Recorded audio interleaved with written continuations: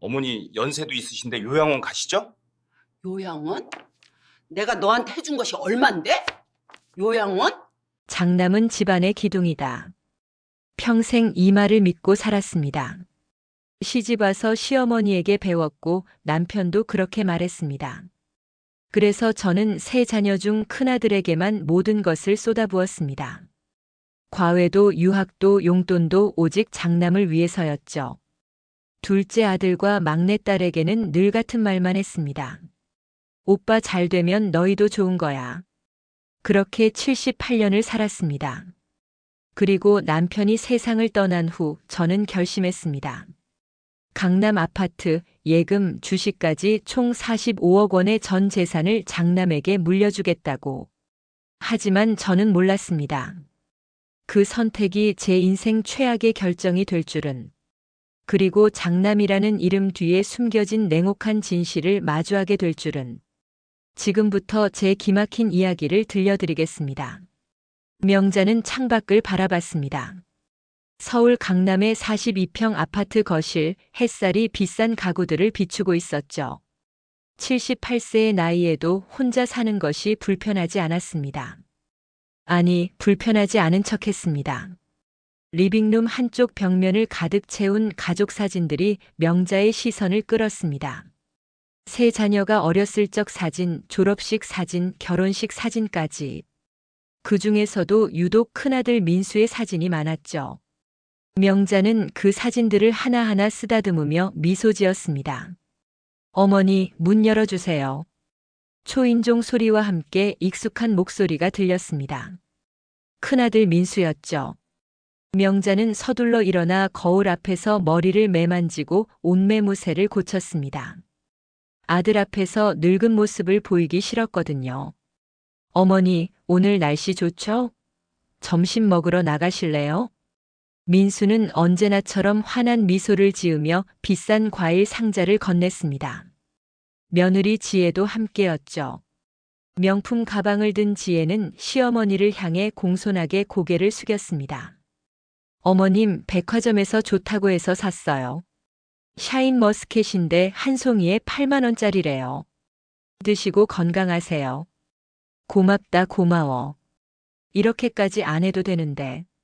명자는 과일 상자를 받으며 흐뭇하게 웃었습니다. 역시 장남은 달랐습니다. 일주일에 두세 번은 이렇게 찾아왔으니까요. 명절이 아니어도 특별한 날이 아니어도 말이죠. 식당은 강남역 근처의 고급 한정식집이었습니다. 1인당 15만 원짜리 코스였죠. 민수는 주저없이 주문했습니다. 어머니, 여기 음식 정말 맛있어요. 제가 요즘 자주 오는 곳이에요. 식사를 하는 동안 명자는 민수의 사업 이야기를 들었습니다. 민수는 IT 관련 사업을 하고 있었고 최근 사업이 잘 되고 있다고 했습니다. 요즘 회사가 잘 돼서 다행이에요, 어머니. 다 어머니 덕분이죠. 어머니가 사업 자금 대주시고 아파트도 사주셨잖아요. 무슨 소리야? 내가 잘나서 그렇지. 엄마는 뭐 한 것도 없어. 하지만 명자는 속으로 생각했습니다. 내가 유학 보내고 사업 자금 5억 대주고 강남 아파트 15억짜리 사줬으니 잘 되는 게 당연하지. 장남한테는 아낌없이 줘야 해. 지혜가 조심스럽게 말을 꺼냈습니다. 어머님, 민수 오빠 사업 정말 잘 되고 있어요. 이번에 투자자들한테도 좋은 평가 받았대요. 그래? 우리 민수 역시 대단하네. 명자는 자랑스러워하며 민수의 손을 꼭 잡았습니다. 밥을 먹는 내내 명자는 행복했습니다. 역시 장남을 잘 키워놓으니 이렇게 보람이 있었습니다. 어머니, 다음 주에도 뵐게요. 맛있는 거 먹으러 가요. 그래, 고맙다. 그날 저녁 명자는 혼자 집으로 돌아왔습니다. 현관문을 열고 들어서니 집안이 너무 조용했습니다. 거실 벽에 걸린 가족 사진을 바라봤죠. 세 자녀가 어렸을 적 사진이었습니다. 큰애는 역시 달라. 명자는 민수 얼굴을 쓰다듬으며 중얼거렸습니다. 그리고 문득 둘째 아들 석호 생각이 났습니다. 석호는 언제 마지막으로 왔더라? 설날이었나 추석이었나? 아니, 추석에도 바빠서 못 온다고 했던 것 같은데. 전화를 걸어볼까 하다가 그만뒀습니다. 바쁘겠지. 걔는 원래 안 그래. 형하고는 다르지. 막내딸 지영은 한 달에 한 번 전화할까 말까였습니다. 시댁에 치여 산다고 했죠. 지난번 통화에서도 엄마 시어머니가 또 뭐라 하셔서 정신없어라며 푸념만 늘어놓다가 급히 끊었습니다. 하지만 명자는 그것도 당연하게 여겼습니다. 딸은 시집 가면 남의 집 사람이니까. 친정보다 시댁이 우선이지. 나도 그렇게 살았으니까. 명자는 소파에 앉아 오래된 기억을 떠올렸습니다. 손으로 무릎을 주무르며 하나하나 기억을 되짚어봤죠. 50년 전 명자가 23세 나이로 시집 왔을 때였습니다. 시어머니는 첫날부터 똑똑히 말했죠. 결혼식을 마치고 첫날 밤을 보낸 다음 날 아침 시어머니가 명자를 방으로 불렀습니다. 며느리, 이 집은 3대 독자 집안이야. 우리 집안은 아들, 그것도 장손을 낳아야 대접받는다. 알아들었어? 네, 어머님. 명자는 고개를 숙이며 대답했습니다. 시어머니의 목소리는 차갑고 단호했습니다. 그리고 며느리는 시집 식구들 뒷바라지하는 게 본분이야. 새벽에 일찍 일어나서 밥 짓고 빨래하고 청소하고. 알겠어? 네, 어머님. 명자는 그 말을 가슴에 새겼습니다. 그리고 다행히 첫째가 아들이었죠. 민수. 결혼 2년 차 명자가 임신 사실을 알았을 때 시댁 식구들은 말했습니다. 아들 낳아야 한다. 딸 낳으면 쓸모없어. 명자는 매일 아들을 낳게 해달라고 기도했습니다. 그리고 정말로 아들을 낳았죠. 됐다. 장손이다. 시댁 식구들이 환호했습니다. 명자는 그날 처음으로 며느리가 아닌 장손 어머니로 대접받았습니다. 미역국도 진하게 끓여주고 방에서 푹 쉬라고 했습니다. 장손 낳았으니 이제 며느리 대접 제대로 받을 수 있겠네. 시어머니의 말에 명자는 기뻤습니다. 드디어 인정받는구나 싶었죠.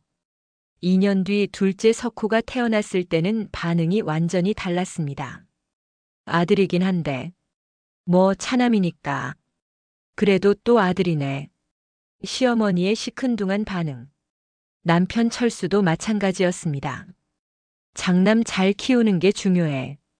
둘째는 뭐 그럭저럭 키우면 되지. 공부도 장남만 잘하면 돼. 그리고 3년 뒤 막내 지영이 태어났을 때 딸이네. 쓸데없이 입만 하나 늘었어. 밥값이나 하겠네. 시어머니는 아기를 안아보지도 않았습니다. 명자는 그때 배웠습니다. 이 집에서 딸은 환영받지 못한다는 것을. 아니, 차남도 환영받지 못했습니다. 오직 장남만이 특별했죠. 아이들이 자라면서 차별은 더 노골적이 됐습니다. 초등학교 때였습니다. 민수가 학교에서 시험을 못 봐서 왔을 때 명자는 말했습니다. 민수야, 괜찮아. 다음엔 잘하면 돼. 엄마가 학원 알아볼게. 제일 좋은 데로 보내줄게. 그리고 바로 비싼 학원을 알아봤습니다.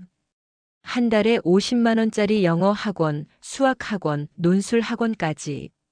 민수야, 학원 가자. 엄마가 제일 좋은 데 알아봤어. 여기 다니면 서울대 가는 애들 많대. 반면 석호가 같은 시험을 못 봐왔을 때는 달랐습니다. 석호야, 너는 집에서 EBS 봐. 그것도 충분해. 형만 학원 다니면 돼. 집안 형편이 어려워서 둘 다 보낼 수는 없어. 엄마, 저도 학원 다니고 싶어요. 야, 형이 장남인데 형부터 잘 키워야지. 넌 참아. 알았지? 석호는 고개를 숙였습니다. 어린 나이에도 자신이 형과 다르다는 걸 알았습니다.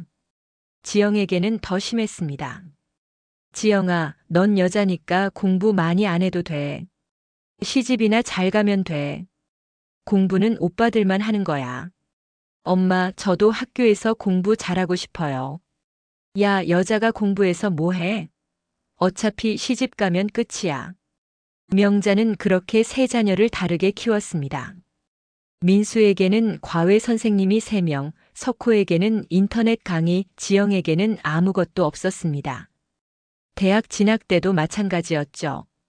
민수야, 내가 가고 싶은 대학 가라. 유학도 보내줄게. 엄마가 다 알아볼게. 명자와 철수는 민수를 위해 아끼고 아꼈던 돈을 모두 쏟아부었습니다. 당신 민수 유학 보내려면 돈이 많이 들어요. 괜찮아.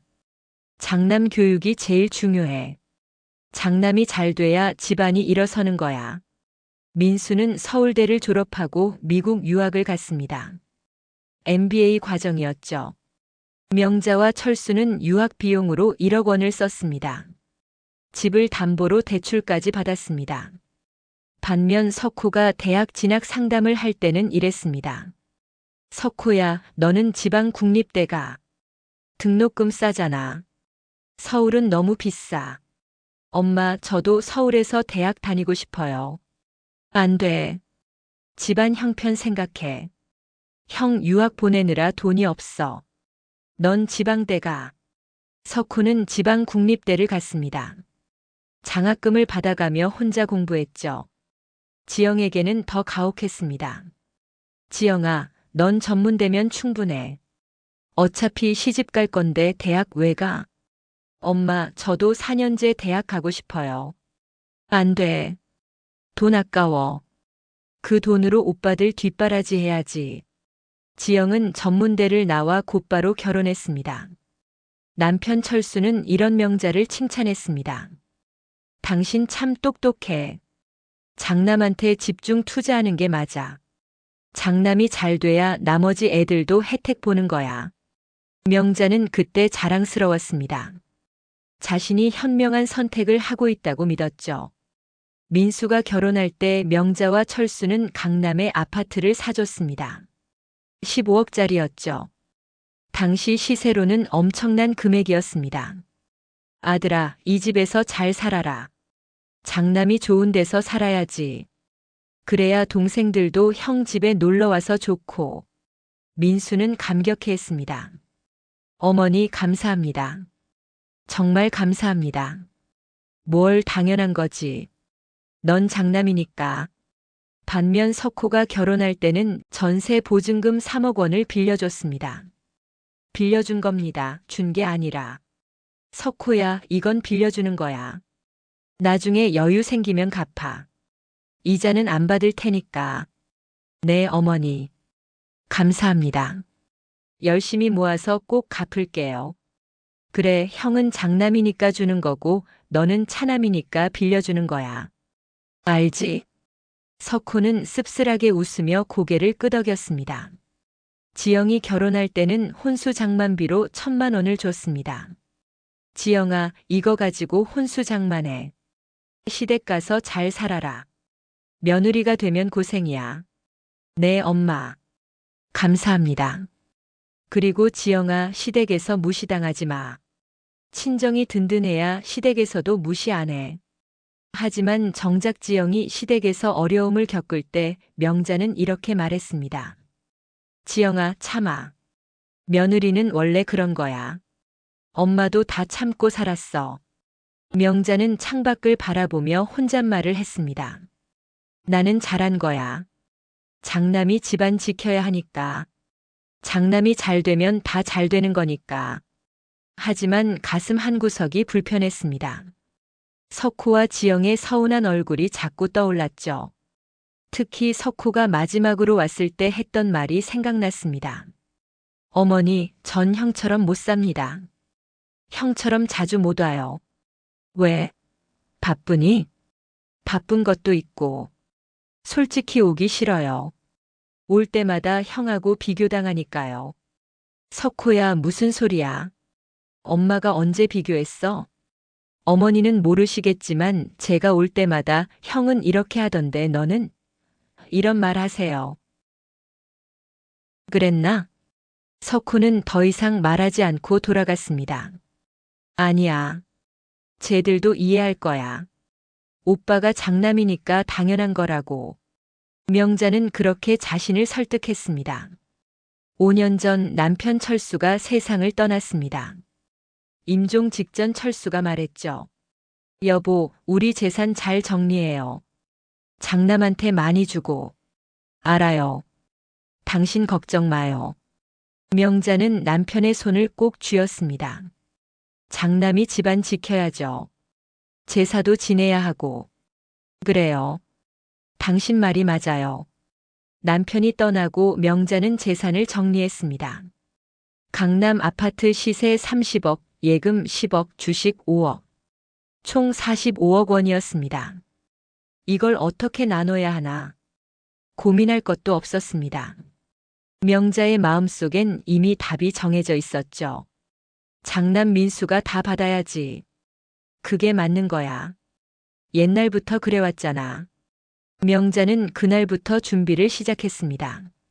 민수에게 전 재산을 물려줄 준비를. 명자의 78세 생일날이었습니다. 민수와 지혜가 아침 일찍 찾아왔습니다. 손에는 비싼 케이크와 선물 상자들이 가득했죠. 꽃다발도 2개나 들고 왔습니다. 어머니 생신 축하드려요. 민수는 명자를 꼭 안아주었습니다. 지혜도 공손하게 절을 했죠. 어머님 생신 진심으로 축하드려요. 건강하세요. 거실은 금세 파티 준비로 화려해졌습니다. 풍선, 케이크, 꽃다발까지. 민수는 케이터링까지 준비해 왔습니다. 어머니, 오늘은 제대로 생일 파티 해야죠. 제가 호텔 케이터링 불렀어요. 민수야, 이렇게까지 안 해도 되는데. 무슨 말씀이세요? 어머니 생신인데요. 78세 생신 중요하잖아요. 명자는 감동받았습니다. 역시 장남은 다릅니다. 오후가 되자 석호 부부도 도착했습니다. 하지만 손에 든 건 간단한 꽃다발 하나뿐이었죠. 비닐에 쌓인 1만 원짜리 꽃다발이었습니다. 어머니 생신 축하드려요. 석호의 아내 은정은 어색하게 웃으며 인사했습니다. 명자는 그 모습을 보며 속으로 생각했죠. 역시 큰애랑은 다르네.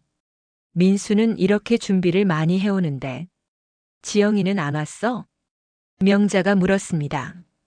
지영이가 전화했어요. 시댁에 일이 있어서 못 온대요. 석호가 대답했습니다. 명자는 씁쓸하게 웃었습니다. 딸은 역시 시집 가면 남의 집 사람이야. 친정 엄마 생일보다 시댁이 우선이지. 나도 그랬으니까. 저녁 식사가 시작됐습니다. 민수가 준비한 호텔 음식들이 테이블에 가득했죠. 한정식 코스로 준비한 음식들은 하나같이 비싸 보였습니다. 어머니, 오늘은 특별한 날이니까 맛있는 거 많이 드세요. 제가 호텔 셰프한테 특별히 부탁했어요. 고맙다, 민수야. 내가 이렇게까지. 명자는 눈시울이 붉어졌습니다. 식사가 끝나갈 무렵 케이크를 자르고 노래를 부르며 축하했습니다. 78개의 촛불을 끄며 명자는 소원을 빌었죠. 우리 민수가 더 잘 됐으면 좋겠다. 그리고 석호와 지영이도 형 덕 좀 보면 좋겠다. 촛불을 끄고 민수가 조심스럽게 말을 꺼냈습니다. 어머니, 오늘이 좋은 날이니까 말씀드릴 게 있어요. 뭔데? 어머니 연세도 있으시고 이제 재산 정리하실 때 되지 않으셨나 싶어서요. 명자는 잠시 침묵했습니다. 기다렸던 순간이었습니다. 사실 명자가 먼저 말을 꺼내려고 했는데 민수가 먼저 말을 꺼낸 것이죠. 그래. 사실 나도 생각하고 있었다. 명자는 천천히 입을 열었습니다. 민수야, 석호야, 그리고 지영이한테 전화 좀 해서 내 말 들으라고 해. 지금요? 응, 지금. 중요한 얘기니까 다 같이 들어야지. 잠시 후 영상통화로 지영이 연결됐습니다. 지영은 부엌에서 설거지를 하는 중이었는지 앞치마를 두르고 있었습니다. 엄마, 무슨 일이에요? 저 바빠요. 지영아, 엄마가 중요한 말 할 거니까 잘 들어라. 설거지는 나중에 해. 네. 명자는 세 자녀를 바라봤습니다. 민수와 석호는 거실에 앉아 있고 지영은 화면 속에 있었습니다. 명자는 심호흡을 한 번 하고 천천히 말했죠. 엄마가 나이도 먹었고 언제 어떻게 될지 모르니까 재산을 정리하려고 한다. 모두가 숨을 죽였습니다. 특히 민수는 기대에 찬 눈빛으로 어머니를 바라봤습니다. 이 강남 아파트 그리고 예금 주식 전부 민수한테 줄 거야. 네. 석호의 눈이 커졌습니다. 화면 속 지영의 얼굴도 굳어졌죠. 어머니, 그게 무슨... 석호가 말을 시작했지만 명자는 손을 들어막았습니다. 민수는 장남이잖니. 제사도 지내야 하고 집안도 이어가야 하고. 그러니까 장남이 재산을 받는 게 맞는 거야. 옛날부터 그래왔어. 어머니, 저도 아들인데요. 석호의 목소리가 떨렸습니다. 너는 차남이잖아. 그리고 민수가 잘 챙겨줄 거야. 형제끼리 서로 도우면서 살면 되지. 엄마. 화면에서 지영이 소리쳤습니다. 저는요. 저도 엄마 딸인데요. 저는 아예 없는 사람이에요. 지영아, 너는 시집 갔잖니. 시댁에서 받으면 되지. 며느리가 친정 재산 바라면 안 돼. 엄마, 이게 무슨 말이에요? 저도 엄마 자식이잖아요. 평생 오빠 뒤치다꺼리만 하다가 이제는 재산도 하나도 못 받는 거예요? 지영의 목소리에 눈물이 섞여 있었습니다. 지영아, 엄마 마음 이해해라. 옛날부터 그래왔잖니. 장남이 집안 지키는 거야. 딸은 시집 가면 남의 집 사람이고. 이게 무슨 시대인데 아직도 그런 소리를 해요. 지금이 조선시대예요? 지영아, 진정해. 오빠가 너희한테도 잘해줄 거야. 민수가 차분하게 말했습니다. 오빠? 오빠가 뭘 잘해줘요? 지금까지 한 번이라도 저한테 잘해준 적 있어요? 명절 때 용돈 10만 원 주는 게 잘해주는 거예요? 지영아. 명자가 목소리를 높였습니다. 그만해. 엄마 결정이야. 이미 다 정했어. 변호사도 만나고 서류도 준비했어. 석호의 아내 은정이 천천히 일어났습니다. 은정의 얼굴은 창백했고 입술을 꽉 깨물고 있었습니다. 어머님, 저희는 이만 가보겠습니다. 은정의 목소리는 차가웠습니다. 은정아, 왜 그래? 케이크도 아직 안 먹었는데. 식사라도 하고. 배불러요. 그리고 더 이상 여기 있고 싶지 않네요. 은정은 명자를 똑바로 바라봤습니다. 그 눈빛에는 배신감과 분노가 가득했죠. 석호야. 석호는 아무 말 없이 아내를 따라 일어났습니다. 석호야, 너는 엄마 마음 이해하지? 모르겠어요, 어머니. 석호는 고개를 숙인 채 말했습니다. 전 어머니 아들로 태어난 게 잘못인가 봐요. 장남으로 태어나지 못한 게 죄인가 봐요. 석호야, 무슨 소리야? 어머니, 20년 동안 빌린 전세금 3억 열심히 모아서 이제 거의 다 갚았어요. 앞으로 2년만 더 있으면 다 갚아요. 석호의 목소리가 떨렸습니다. 그럼 그때 어머니한테도 빚 다 갚은 거예요. 그때부터는 저도 자유로운 거죠? 더 이상 형 그늘에서 안 살아도 되는 거죠? 석호야, 그게 무슨... 어머니, 저는 형처럼 효자 못 돼요.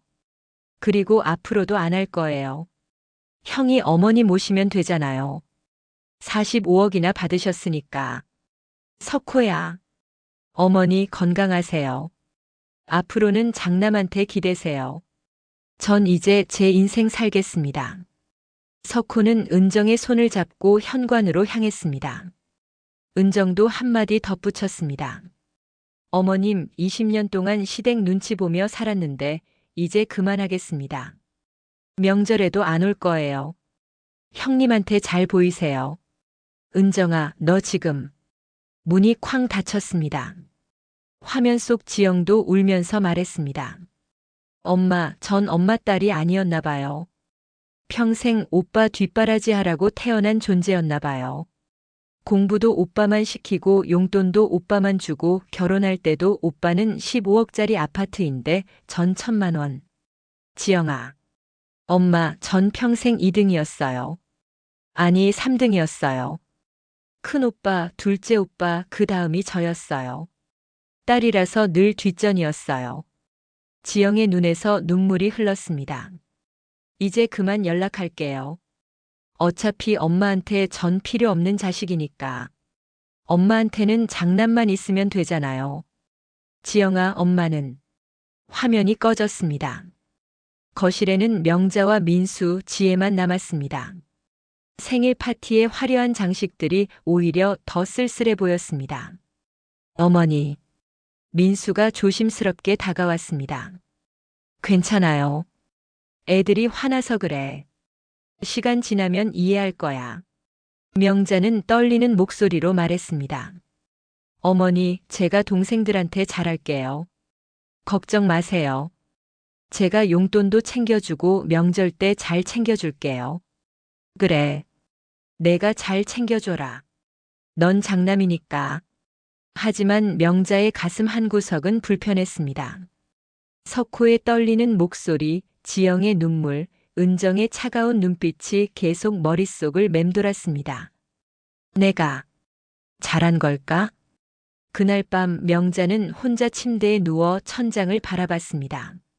석호의 떨리는 목소리, 지영의 울먹이는 얼굴, 은정의 차가운 눈빛이 계속 떠올랐습니다. 아니야. 나는 잘한 거야. 장남이 집안 지키는 게 맞는 거야. 옛날부터 그래왔잖아. 명자는 스스로를 설득했습니다. 하지만 잠은 쉽게 오지 않았습니다. 뒤척이다가 새벽 2시가 되어서야 겨우 잠들었죠. 2주가 지났습니다. 명자는 민수와 함께 법무사 사무실에 있었습니다. 재산 이전 절차를 밟기 위해서였죠. 법무사 사무실은 강남역 근처의 고급 빌딩 15층에 있었습니다. 어서 오세요. 서류 다 준비하셨죠?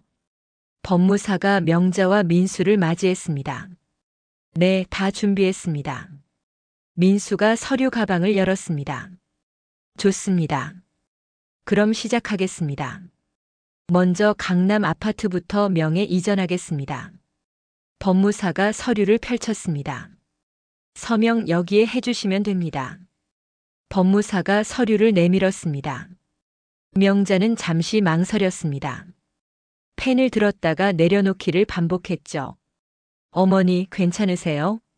민수가 걱정스럽게 물었습니다. 응, 괜찮아. 그냥 잠깐 생각이 많아서. 어머니, 천천히 하세요. 서두르실 필요 없어요.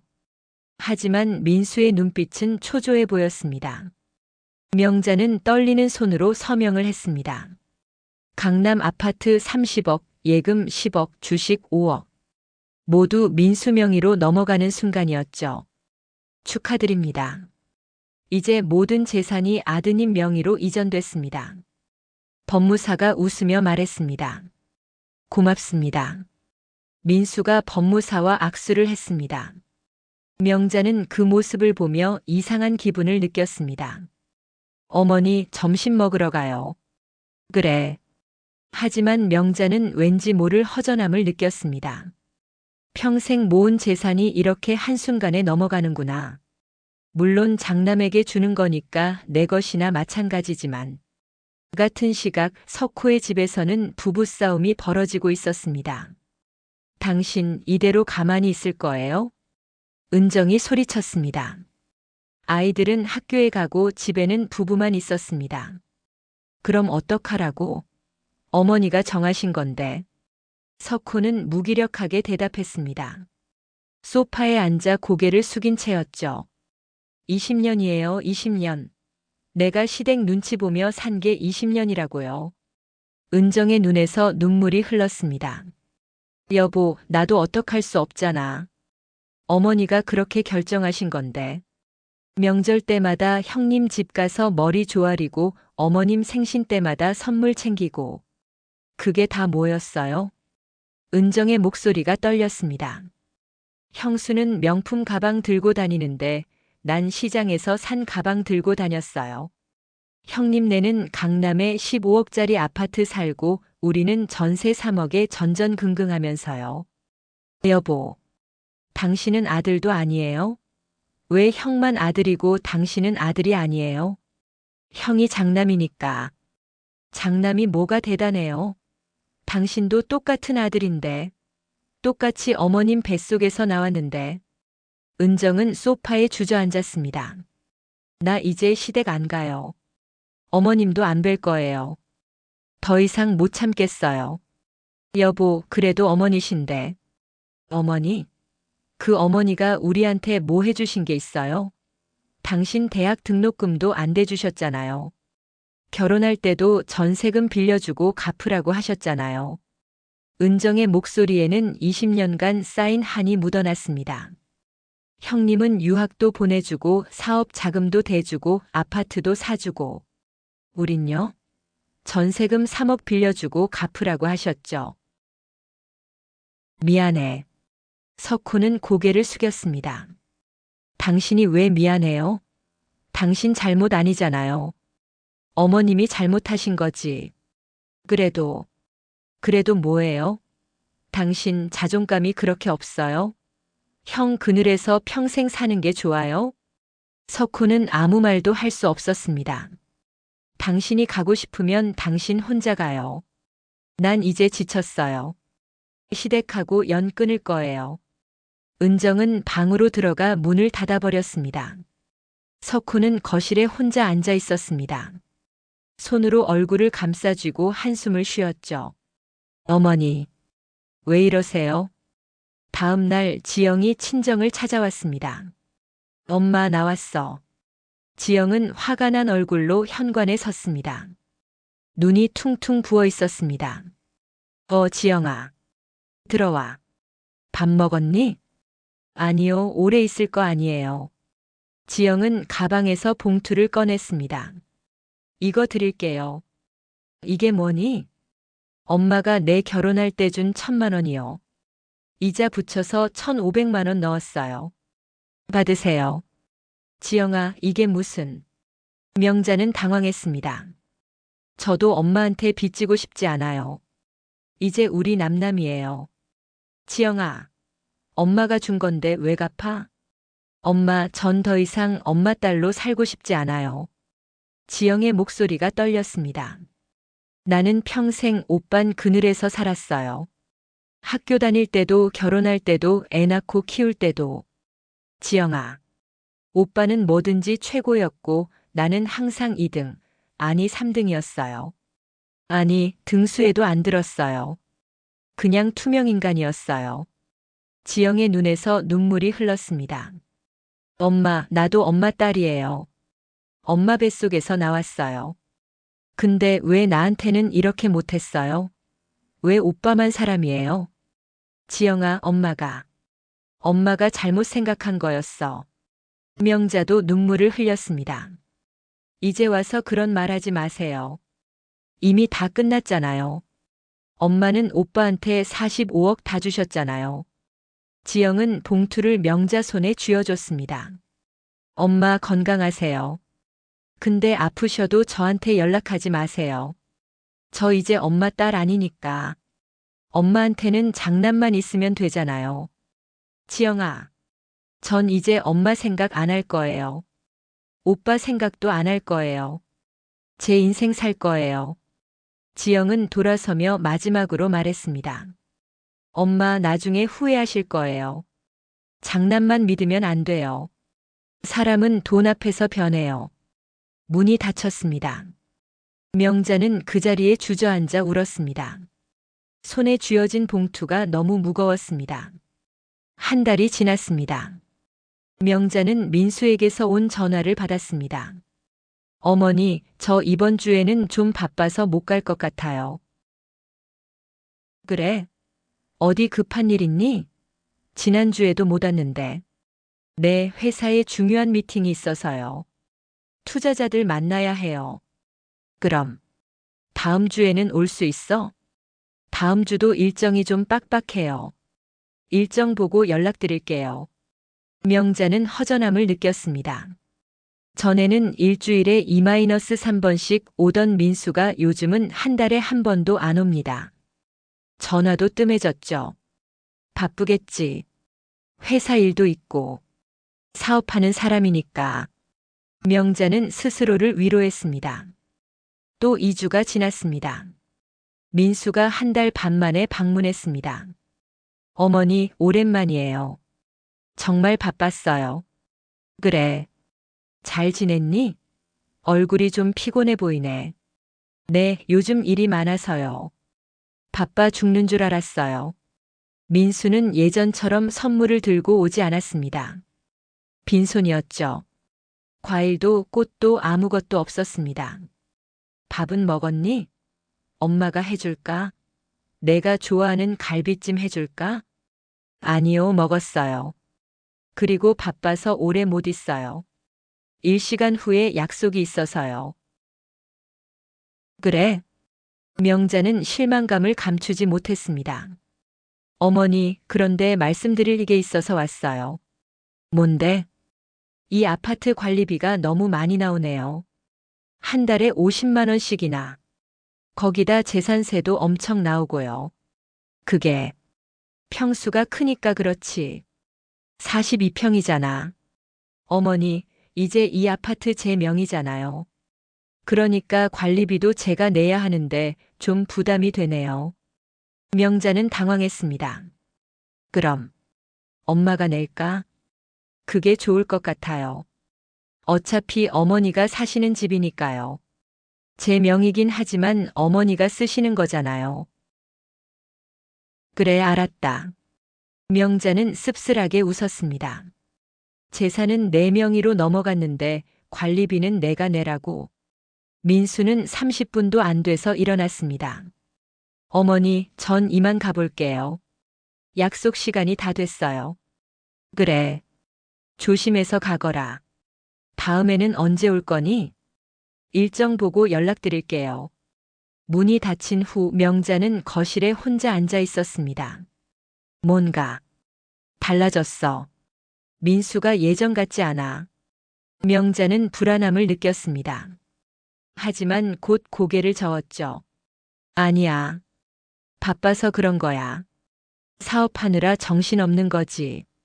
장남이 집안 잘 이끌어가려면 바쁜 게 당연하지. 2개월이 더 지났습니다. 재산 증여 후 총 4개월이 지난 것이죠. 어느 날 밤 명자는 갑자기 숨이 가빠왔습니다. 기침이 멈추지 않았고 열도 났습니다. 체온계를 재보니 39도였습니다. 기침이. 명자는 간신히 전화기를 집었습니다.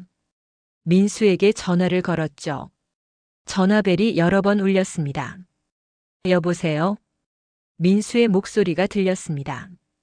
뒤에서 사람들 웃는 소리가 들렸죠. 민수야. 엄마가 많이 아픈 것 같아. 숨도 가쁘고 열도 나고. 기침이 멈추질 않아. 어머니, 그럼 119 부르세요. 민수야, 내가 좀 와줄 수 있니? 엄마 혼자 무서워. 어머니, 죄송한데 지금 중요한 미팅이 있어서요. 내일 아침에 중요한 계약 건이거든요. 투자자들하고 저녁 먹는 중이에요. 민수야. 엄마가 정말 아픈데. 어머니, 지혜한테 연락해 볼게요. 지혜는 갈 수 있을 거예요. 전 정말 못 가요. 이 미팅 놓치면 큰일 나요. 전화가 끊어졌습니다. 명자는 떨리는 손으로 119에 전화했습니다. 여보세요, 구급차 좀 보내주세요. 숨이 가빠서. 구급차가 와서 명자를 병원으로 실어 날랐습니다. 응급실에서 검사를 받았죠. 폐렴입니다. 중증이라 바로 입원하셔야 합니다. 의사가 말했습니다. 병실에 도착했을 때 며느리 지혜가 와 있었습니다. 어머님 괜찮으세요? 지혜야. 고맙다. 이렇게 늦은 시간에. 민수 오빠가 연락해서 왔어요. 폐렴이래요. 입원하셔야 한대요. 명자는 입원실에 누웠습니다. 지혜는 2시간 정도 있다가 일어났습니다. 어머님, 저 애들 봐야 해서 먼저 갈게요. 아이들이 학교 가야 해서 아침 챙겨줘야 해요. 그래, 고마웠다. 늦은 시간에 와줘서. 민수 오빠에게 말해서 내일 오게 할게요. 지혜이 나가고 명자는 혼자 병실에 누워 있었습니다. 밤 11시 병실은 너무 조용했습니다. 민수는 끝까지 오지 않네. 다음 날 아침 의외의 사람이 병문을 열었습니다. 어머니, 석호였습니다. 그리고 은정도 함께였죠. 석호는 회사 갈 시간인데도 양복을 입고 와 있었습니다. 석호야, 너희가 어떻게 해? 병원에서 보호자한테 연락 왔어요. 어머니 중증 폐렴이라고 보호자 필요하다고요. 석호가 가방을 내려놓았습니다. 형은요? 민수 형은 안 왔어요? 바빠서 못 온대. 석호는 쓸쓸하게 웃었습니다. 은정이 다가왔습니다. 얼굴에는 피곤한 기색이 역력했지만 손에는 보온병을 들고 있었습니다. 어머님, 제가 죽 끓여왔어요. 드실 수 있으면 조금 드세요. 은정아, 미안하다. 너희한테 이렇게까지. 괜찮아요, 어머님. 은정의 목소리는 여전히 차가웠지만 손은 따뜻했습니다. 명자의 이불을 정돈해주고 물을 떠다주고 간호사를 불러주었습니다. 어머니, 제가 오늘 회사 연차 냈어요. 낮에 여기 있을게요. 은정이는 밤에 올게요. 석호야, 너 회사 가야 하는 거 아니니? 연차 내면 안 되지. 괜찮아요. 어머니 혼자 두고 갈 수 없어요. 3일 동안 석호와 은정이 번갈아 가며 간병을 했습니다. 민수는 단 한 번도 오지 않았죠. 전화로 바빠서 못 간다는 말만 했습니다. 명자는 은정이 밤새 물을 떠다주는 모습을 보며 눈물을 흘렸습니다. 은정아. 왜요, 어머님? 어디 아프세요? 미안하다. 내가 너희한테 너무 못했구나. 은정은 아무 대답도 하지 않았습니다. 다만 명자의 이불을 덮어줄 뿐이었죠. 일주일 후 명자는 퇴원했습니다. 의사가 말했습니다.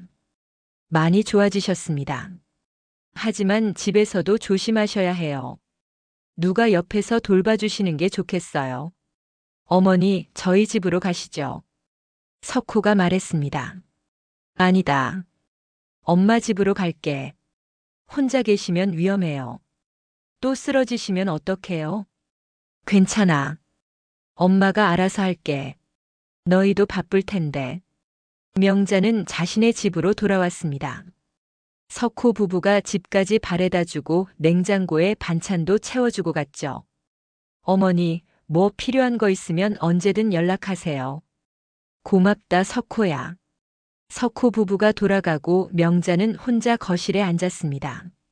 민수는 끝까지 안 왔네. 한 번도. 명자는 전화기를 들었습니다. 민수에게 전화를 걸었죠. 여보세요? 민수야, 엄마 퇴원했어. 아, 네. 다행이네요. 많이 좋아지셨어요? 응. 많이 좋아졌어. 다행이네요. 잘 쉬세요. 너 한 번도 안 왔더구나. 명자의 목소리가 떨렸습니다. 어머니, 죄송해요. 정말 바빴어요. 회사 일이 너무 많아서. 그래. 바빴구나. 일주일 동안 한 번도 못 올 만큼. 어머니, 화내지 마세요. 정말 죄송해요. 민수야, 그런데 말해줄 게 있는데. 명자가 조심스럽게 말을 꺼냈습니다. 뭔데요? 병원비 나왔죠? 그거 어머니가 내셨어요? 아니면 어머니, 그거요? 당연히 어머니가 내셔야죠. 민수의 대답은 너무나 당연하다는 듯 했습니다. 뭐? 어머니, 이제 모든 재산이 제 명의잖아요. 그러니까 어머니 병원비는 어머니가 내셔야죠.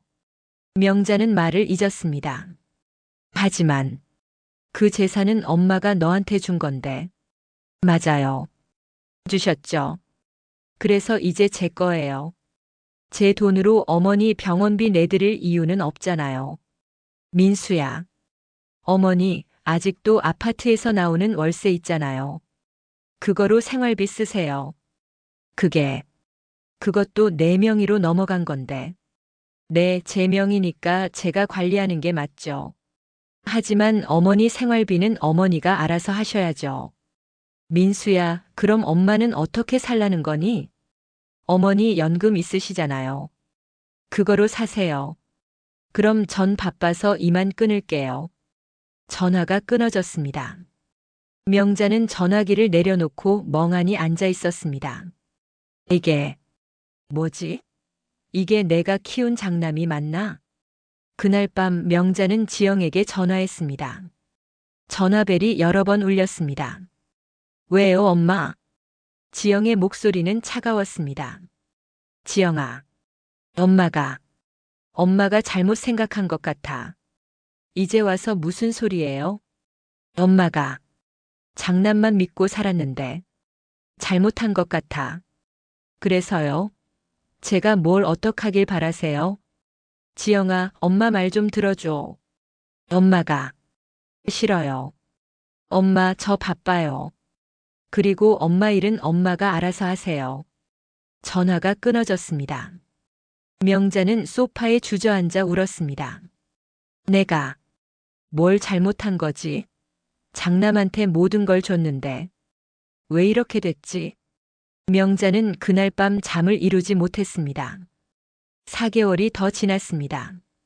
재산 증여 후 총 8개월이 지난 것이죠. 명자는 혼자 집에서 저녁을 먹고 있었습니다. TV에서는 드라마가 나오고 있었지만 내용은 하나도 들어오지 않았죠. 혼자 먹는 밥은 맛이 없었습니다. 식사를 마치고 욕실로 향하던 명자는 문턱에 걸려 넘어졌습니다. 으악! 바닥에 손을 짚었는데 손목에서 뚝 소리가 났습니다. 아야! 명자는 손목을 움켜쥐었습니다. 너무 아팠습니다. 손목이 이상하게 꺾여 있었고 부어오르기 시작했습니다. 간신히 전화기를 집었습니다. 왼손으로 전화기를 들고 민수에게 전화를 걸었죠. 여보세요? 민수의 목소리가 들렸습니다. 뒤에서 차 소리가 들렸습니다. 민수야. 엄마가 넘어져서 손목이 부러진 것 같아. 어머니, 119 부르세요. 민수야, 엄마 혼자 병원 가기 힘들어. 내가 좀 같이 가줄 수 있니? 어머니, 죄송한데 지금 골프 치러 가는 중이에요. 이미 예약해놨거든요. 친구들이랑 약속이 있어서요. 민수야, 엄마가 손목이 부러졌다는데. 어머니, 택시 타고 병원 가세요. 돈은 제가 나중에 드릴게요. 병원비도 어머니가 내시면 되고요. 민수야. 전화가 끊어졌습니다. 명자는 떨리는 손으로 다시 전화를 걸었습니다. 이번에는 석호에게. 여보세요, 어머니? 석호야. 엄마가 넘어져서 손목이. 어머니, 어디세요? 지금 갈게요. 어머니 집이시죠? 응. 고맙다, 석호야. 30분 후 석호와 은정이 도착했습니다. 석호는 주말인데도 급히 와서 헐떡이고 있었습니다. 어머니, 괜찮으세요? 손목 보여주세요. 석호가 명자의 손목을 조심스럽게 살폈습니다. 많이 부었네요. 빨리 병원 가야 해요. 미안하다, 석호야. 주말인데. 무슨 말씀이세요? 빨리 가요. 은정이 명자의 다른 팔을 부축했습니다. 병원에서 검사를 받았습니다. X-레이를 찍고 의사가 말했습니다. 손목 골절입니다. 깁스만으로는 안 되겠어요. 수술해야 합니다. 수술요? 네, 뼈가 많이 어긋났어요. 핀을 박아서 고정해야 합니다. 수술비는 얼마나 나와요? 석호가 물었습니다. 보험 적용해도 300만 원 정도 나올 겁니다. 알겠습니다. 수술해 주세요. 석호가 대답했습니다. 수술이 끝나고 명자는 병실에 누워 있었습니다. 은정이 옆에서 지키고 있었죠. 은정아, 내 어머님? 왜 너희가 엄마를 돌봐주니? 엄마가 너희한테 그렇게 못했는데. 은정은 잠시 침묵했습니다. 그리고 천천히 입을 열었습니다. 어머님도 우리 어머니니까요. 하지만 엄마는 너희한테 못했잖니. 전세금도 빌려주고 갚으라고 했고 재산도 하나도 안 줬고. 그건 어머님 생각이고요. 은정의 목소리는 여전히 차가웠습니다. 저희가 어머님 돌보는 건 돈 때문이 아니에요. 그냥 어머니니까요. 은정아, 미안하다. 정말 미안하다. 명자의 눈에서 눈물이 흘렀습니다. 괜찮아요. 이제 쉬세요. 은정은 명자의 이불을 덮어줬습니다. 2주 동안 석호와 은정이 번갈아가며 간병을 했습니다. 석호는 회사에 연차를 또 내고 은정은 밤을 새웠죠. 명자가 퇴원하는 날 석호가 형 민수에게 전화했습니다. 명자는 그 전화를 옆에서 들었습니다. 형, 어머니 많이 편찮으셨는데 한번 와봐. 바빠. 내가 알아서 해. 형, 어머니가 손목 수술하셨어. 2주 동안 병원에 계셨는데 한 번도 안 왔잖아. 석호야, 나도 내 인생 있어. 어머니 모시는 거 내가 하고 싶으면 해. 난 바빠. 형, 어머니가 형한테 전 재산 다 주셨잖아. 45억이나. 그래서? 그건 내 거고 어머니 모시는 건 형제들이 같이 해야지. 나만 해야 돼? 형. 석호야, 너도 아들이잖아. 너도 어머니 모셔야지. 나한테만 떠넘기지 마. 전화가 끊어졌습니다. 석호는 주먹을 꽉 쥐었습니다.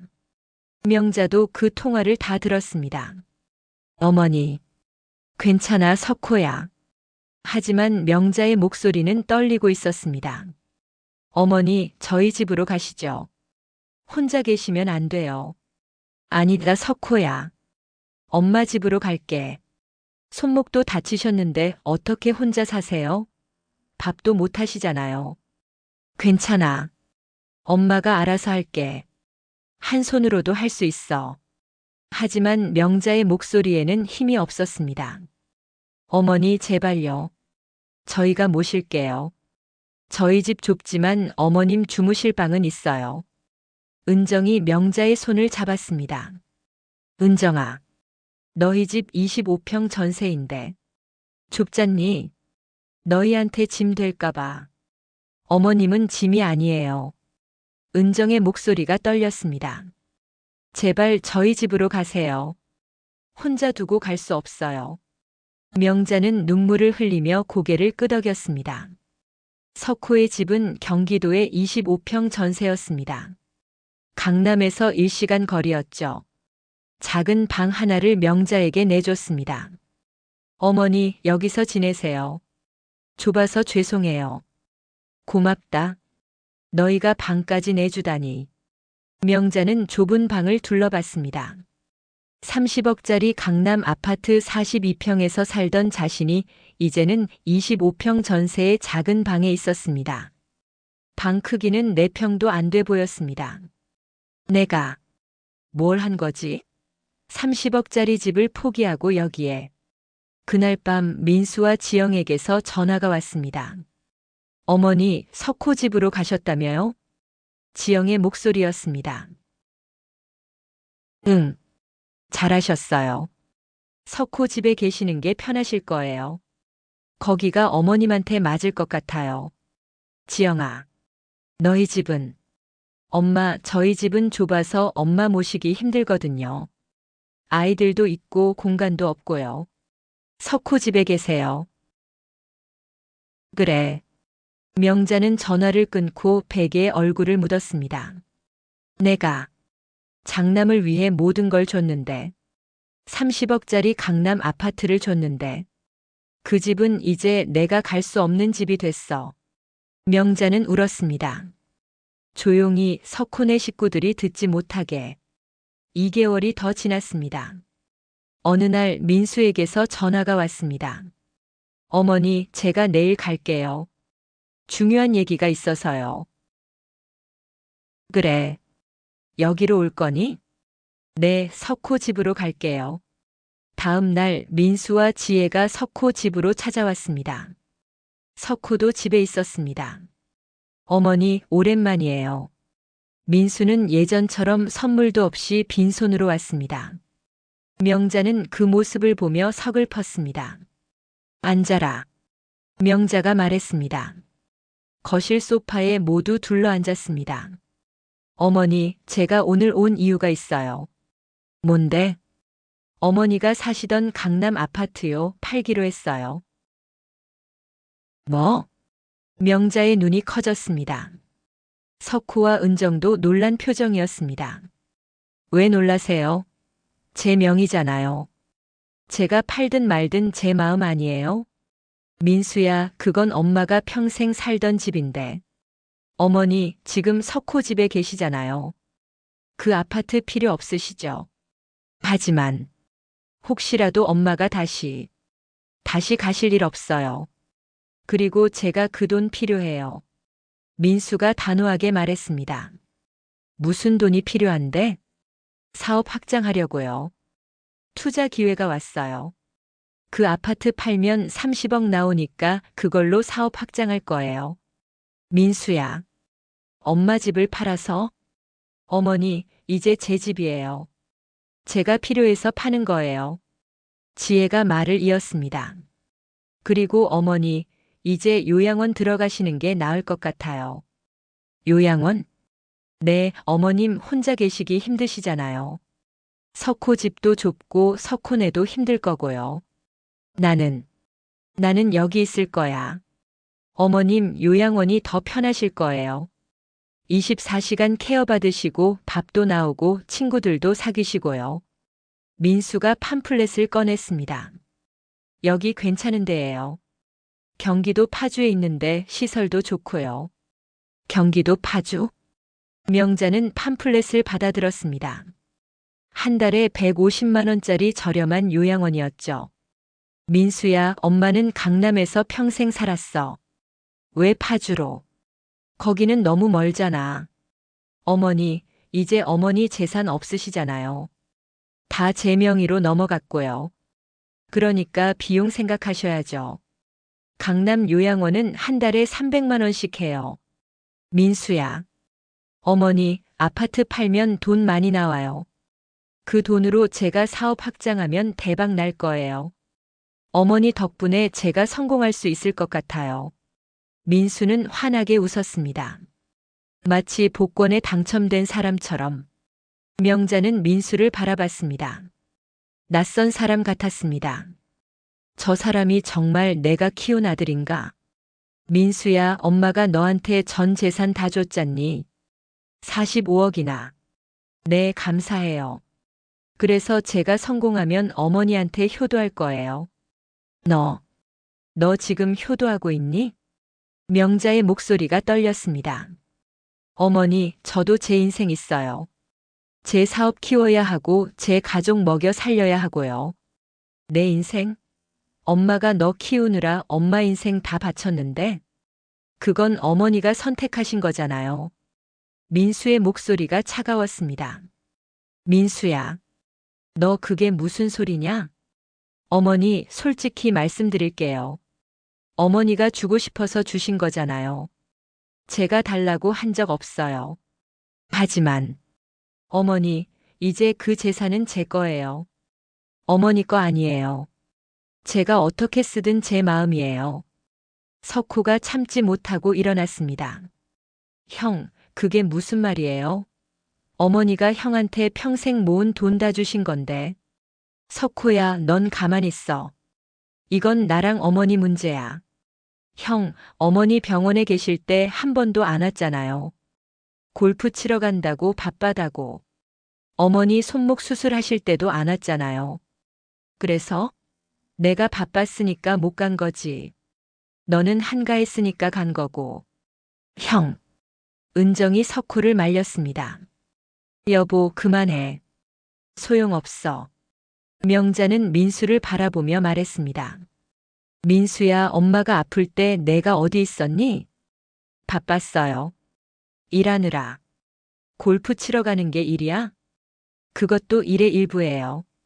투자자들 만나는 거였어요. 민수야. 그리고 어머니, 석호한테 너무 의지하지 마세요. 석호도 힘들어요. 어머니 혼자 사시든지 요양원 가시든지 하세요. 내가 무슨 자격으로 그런 말을. 어머니, 저는 바빠서 이만 가볼게요. 요양원 잘 생각해 보세요.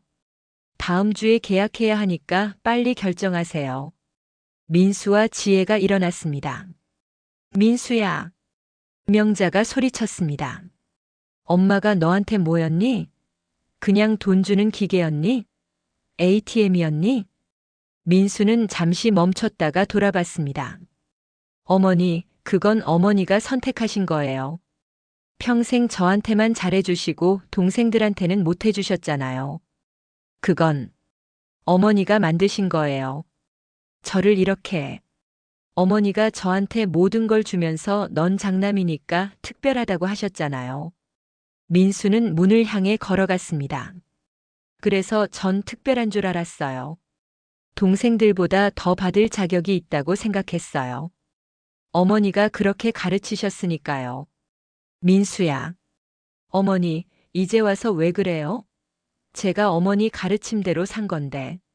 민수는 문을 닫고 나갔습니다. 명자는 그 자리에 주저앉았습니다. 어머니. 석호가 달려왔습니다.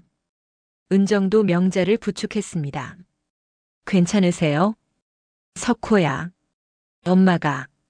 엄마가 잘못했어. 명자는 석호를 붙잡고 울었습니다. 엄마가 미쳤었어. 장난만 보고 살았어. 너한테, 지영이한테 못했어. 너희를 사람 취급도 안 했어. 어머니. 미안하다, 석호야. 엄마가 너무 잘못했어. 너를 형과 똑같은 아들로 안 봤어. 차별했어. 석호도 눈물을 흘렸습니다.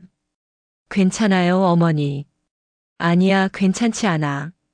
엄마가 너무 잘못했어. 내가 대학 갈 때 지방대 가라고 했던 거, 결혼할 때 돈 빌려주는 거야 갚아라고 했던 거. 다 잘못한 거였어. 은정이 다가와 명자를 안아줬습니다. 어머님, 이제 그만 우세요. 은정아, 미안해. 너한테 정말 미안해. 20년 동안 시댁에서 천대받았을 텐데. 괜찮아요, 어머님. 이미 지난 일이에요. 그날 밤 명자는 침대에 누워 천장을 바라봤습니다. 나는 평생을 뭘 한 거지?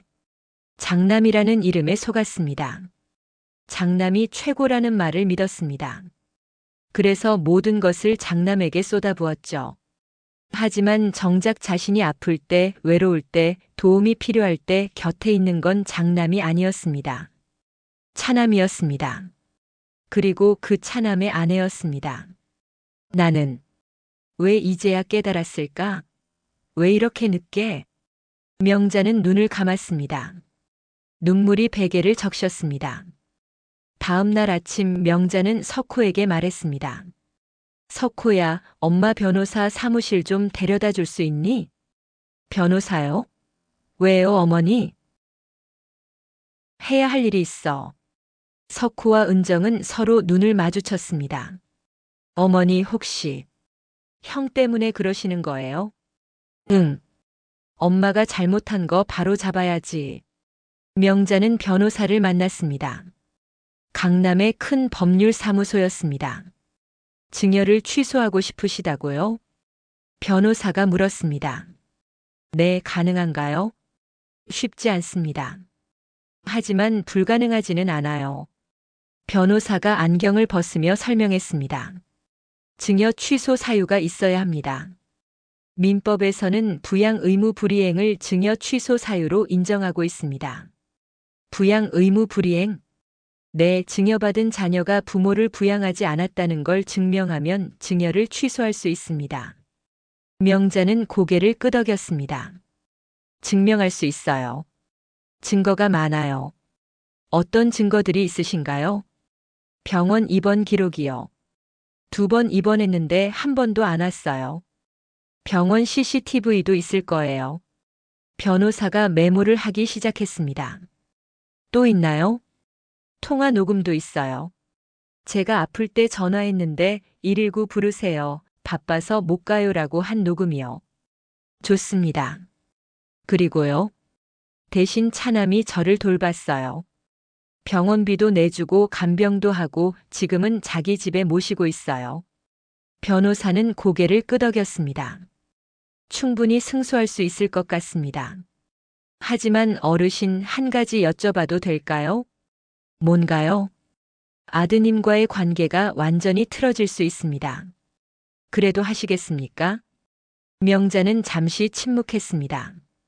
그리고 단호하게 말했습니다. 이미 틀어졌어요. 그리고 이건 엄마가 잘못한 거 바로잡는 거예요. 알겠습니다.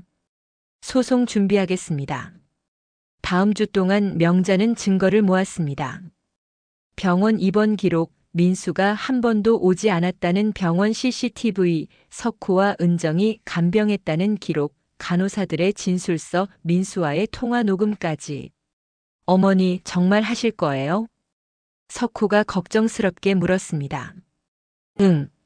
엄마가 잘못한 거 바로 잡아야지. 형이 화낼 텐데. 화내든 말든 상관없어. 이미 엄마는 아들을 잃었어. 한 달 후 법원에 증여 취소 소송을 제기했습니다. 민수에게 법원 통지서가 날아갔습니다. 그날 저녁 민수가 전화했습니다. 어머니, 이게 무슨 짓이에요? 법원에서 통지서가 왔는데 내가 엄마한테 한 짓보다는 낫다. 어머니, 소송 취하하세요. 이러시면 안 돼요. 창피해요. 창피? 내가 엄마를 버린 게 더 창피하다. 어머니, 그 재산 제가 받은 거예요. 어머니가 주신 거고요. 줬다고 내 맘대로 하란 법은 없어. 엄마 부양도 안 하면서 재산만 챙기면 안 돼. 어머니, 법정에서 보자, 민수야. 거기서 누가 옳은지 가려보자. 명자는 전화를 끊었습니다.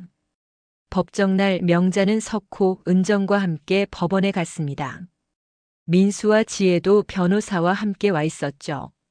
민수의 얼굴은 창백했고 지혜는 화가 난 표정이었습니다. 재판 시작하겠습니다. 판사가 말했습니다. 명자 측 변호사가 먼저 입을 열었습니다.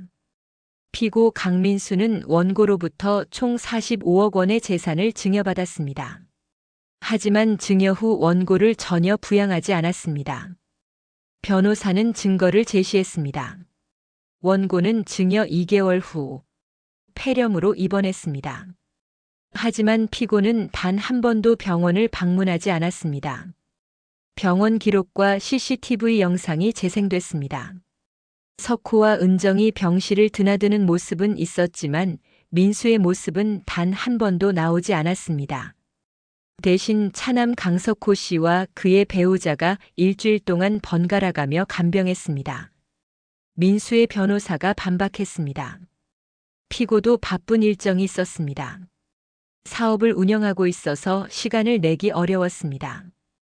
그리고 며느리가 병문안을 갔습니다. 2시간 있다가 간 것을 병문안이라고 할 수 있습니까? 명자 측 변호사가 되물었습니다. 또한 원고는 4개월 후 낙상사고로 손목이 골절됐습니다. 이때도 피고는 오지 않았습니다. 녹음 파일이 재생됐습니다. 어머니, 119 부르세요. 저 골프 치러 가는 중이에요. 민수의 목소리였습니다. 법정이 숨을 죽였습니다. 그리고 이것은 2번째 입원 당시 통화 녹음입니다. 어머니, 택시 타고 병원 가세요. 전 바빠요. 법정이 조용해졌습니다. 방청객들이 수군거렸습니다. 또한 피고는 최근 원고에게 요양원에 들어가라고 강요했습니다. 원고가 평생 살던 집을 팔겠다고 통보하면서요. 그건 어머니를 위한 거였어요. 민수가 소리쳤습니다. 조용히 하세요. 판사가 제지했습니다. 증인으로 석호가 나왔습니다. 증인 형 강민수 씨가 어머니를 돌봤습니까? 아니요, 한 번도 안 왔습니다. 그럼 누가 돌봤습니까?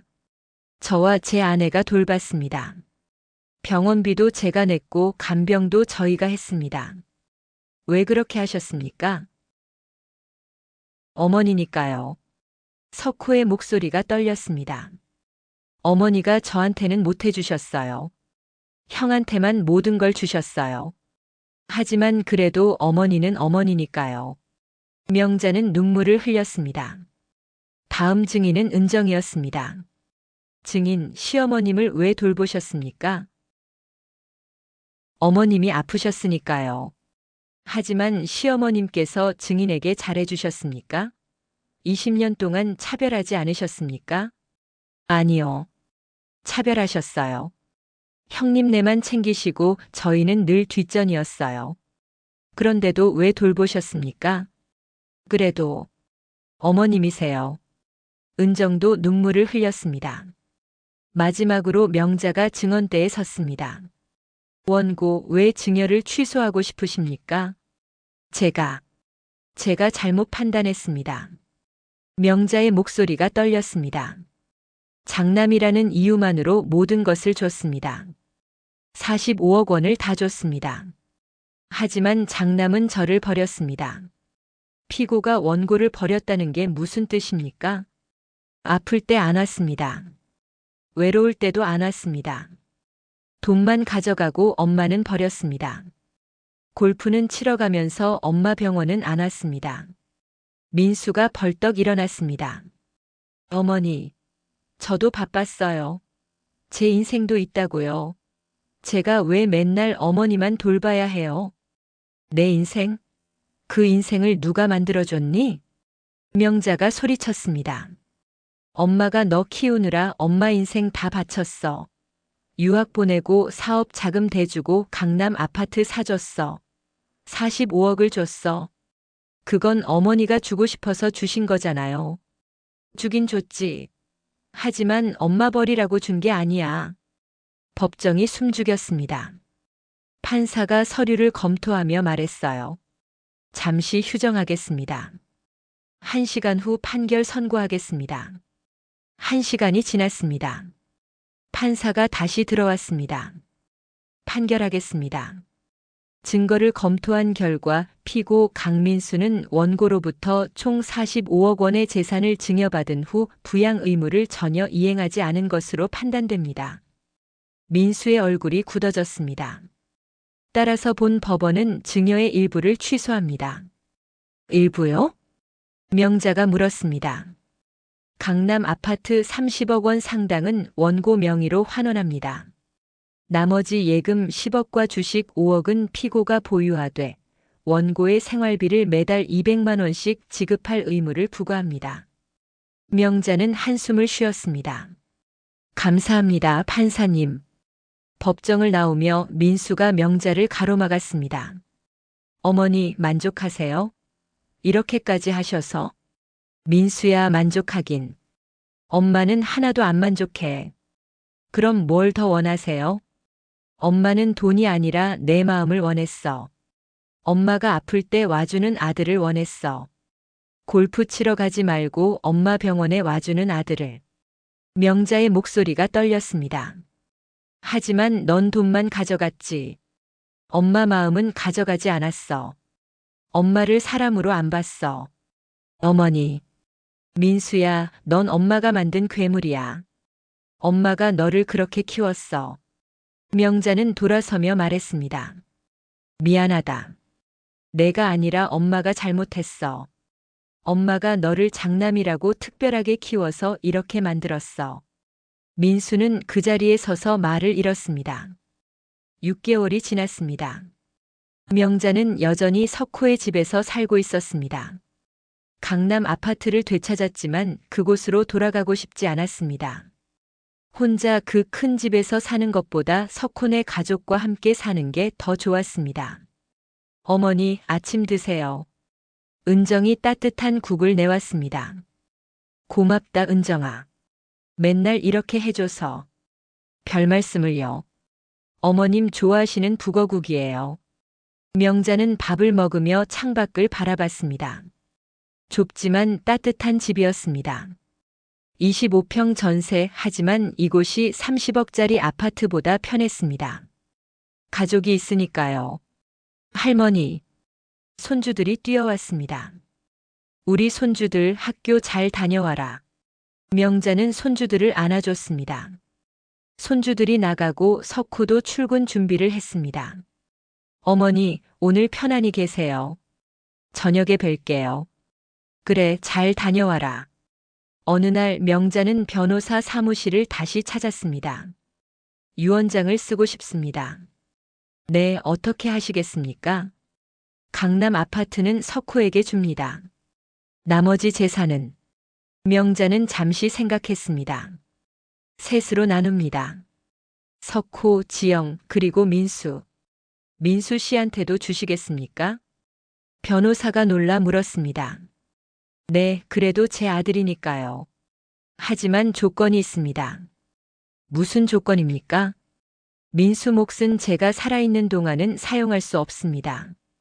제가 죽은 후에만 받을 수 있습니다. 그리고 석호가 집행인입니다. 변호사는 고개를 끄덕였습니다.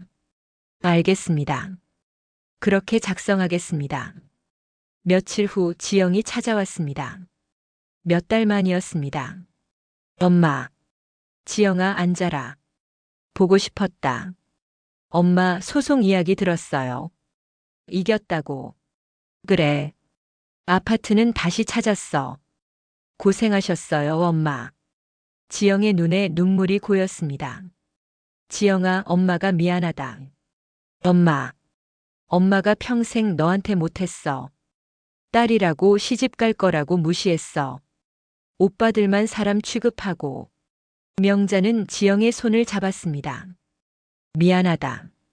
엄마가 너무 잘못했어. 엄마, 이제 그런 말 하지 마세요. 지영은 명자를 안아줬습니다. 이제라도 깨달으셔서 다행이에요, 엄마. 고맙다, 지영아. 엄마를 용서해줘서. 석호도 방에서 나와 합류했습니다. 세 사람은 오랜만에 함께 저녁을 먹었죠. 엄마, 맛있어요? 응, 은정이가 정말 요리를 잘하네. 이 미역국 맛 좀 봐. 어머님 많이 드세요. 은정이 웃으며 말했습니다. 식사를 마치고 명자는 석호와 지영에게 말했습니다. 너희한테 할 말이 있다. 뭔데요, 어머니?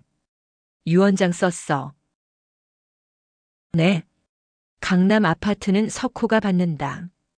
나머지는 셋이서 나눠라. 어머니, 전 괜찮아요.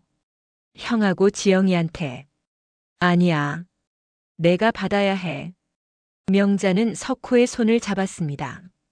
너는 엄마한테 아무것도 안 받고 살았어. 대학 등록금도 내가 벌었고 결혼자금도 빌려준 거 갚았고. 이제라도 받아야지. 어머니. 고맙다, 석호야. 내가 진짜 효자였어. 엄마가 이제야 알았어. 석호는 눈물을 흘렸습니다. 지영도 울먹이며 말했습니다. 엄마, 저도 받는 거예요? 그럼. 너도 엄마 딸이잖아. 늦었지만 엄마가 챙겨줄게. 엄마. 세 사람은 한참을 울었습니다. 그날 밤 명자는 혼자 베란다에 나갔습니다. 하늘에는 별이 총총했습니다. 여보, 나 이제야 깨달았어. 명자는 하늘을 보며 중얼거렸습니다. 장남이 최고라는 게 거짓말이었어. 진짜 효자는 따로 있었어. 이름이 아니라 마음이었어. 바람이 불었습니다. 나는 평생을 착각하고 살았어. 장남이라는 이름에 속았어. 그래서 민수만 키우고 석호랑 지영이는 버렸어. 명자는 눈물을 흘렸습니다. 하지만 이제라도 알았으니까 다행이지. 늦었지만. 이제라도. 다음 날 민수에게서 전화가 왔습니다. 어머니. 민수야. 죄송합니다, 어머니. 제가 너무 잘못했어요. 민수의 목소리가 떨렸습니다. 제가 어머니를 너무 함부로 대했어요. 돈만 생각했어요. 그래, 알았다. 어머니 용서해 주세요. 제발요. 명자는 잠시 침묵했습니다. 민수야, 내가 변하는 걸 지켜볼게. 어머니, 시간이 필요하다. 엄마도 너도 한 번에 다 용서할 수는 없어. 네, 어머니. 기다릴게요. 천천히 변하겠습니다. 전화를 끊고 명자는 석호에게 말했습니다. 석호야, 형한테 기회를 줘야 할까? 어머니가 결정하세요. 엄마는 모르겠다. 명자는 창밖을 바라봤습니다. 하지만 그래도 제 아들이니까 기회는 줘야지. 사람은 변할 수 있으니까. 6개월이 더 지났습니다. 민수는 조금씩 변하기 시작했습니다. 일주일에 한 번씩 석호 집을 찾아왔죠. 빈손이 아니라 과일이나 반찬을 들고 왔습니다. 어머니, 어떻게 지내세요? 잘 지낸다. 건강하세요? 약은 잘 드시고? 응, 석호가 잘 챙겨줘서 잘 먹고 있어. 대화는 여전히 어색했습니다. 하지만 민수는 꾸준히 왔습니다. 어느 날 민수가 말했습니다. 어머니, 제가 평생 잘못 살았어요. 그래? 어머니가 주신 사랑을 당연하게 여겼어요. 장남이니까 받아야 한다고 생각했어요. 민수의 눈에 눈물이 고였습니다. 하지만 그게 아니었어요. 어머니의 희생이었어요. 석호랑 지영이한테 안 준 걸 저한테 주신 거였어요. 민수야. 죄송해요, 어머니. 정말 죄송해요. 명자는 민수의 손을 잡았습니다. 엄마도 미안하다. 엄마가 너를 그렇게 키웠어. 어머니. 엄마가 장남 제일이라고 가르쳤잖니. 내 잘못이 아니라 엄마 잘못이야. 두 사람은 한참을 울었습니다. 어느 명절날 세 자녀가 모두 모였습니다. 민수, 석호, 지영 그리고 그들의 가족들. 석호네 좁은 식탁에 모여 앉았습니다. 엄마 건강하세요? 지영이 물었습니다. 응, 엄마 건강해. 석호네가 잘 챙겨줘서. 어머니, 요즘 산책하세요? 민수가 물었습니다. 응, 은정이랑 매일 산책해. 형, 고마워. 민수가 석호에게 말했습니다. 어머니 잘 모셔줘서. 전 못했는데. 괜찮아, 형. 석호가 웃었습니다. 식사를 하며 명자는 세 자녀를 바라봤습니다. 이제야 진짜 가족 같네. 식사가 끝나고 명자는 혼자 베란다에 나갔습니다. 석호가 따라 나왔습니다. 어머니 추워요. 들어가세요. 석호야, 잠깐만. 왜요? 고맙다. 갑자기 왜요? 너 때문에 엄마가 깨달았어. 명자는 석호를 바라봤습니다. 진짜 효자가 누군지, 진짜 자식이 누군지. 어머니, 넌 엄마한테 아무것도 안 받았어. 대학 등록금도 결혼자금도.